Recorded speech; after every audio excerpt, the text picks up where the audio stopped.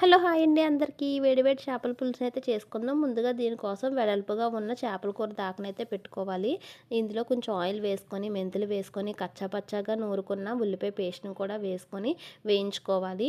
తర్వాత ఇందులో కొంచెం సాల్టు, పసుపు కూడా వేసుకొని బాగా వేయించుకోవాలి. బాగా వేగిన తర్వాత ఇందులో పచ్చిమిరపకాయలు, టమాటా ముక్కలు కూడా వేసుకొని ఇవి కూడా బాగా మగ్గిన తర్వాత ఇందులో ఒక స్పూన్ అల్లం వెల్లుల్లి పేస్ట్ కూడా వేసుకొని పచ్చివాసన పోయే వరకు వేయించుకోవాలి.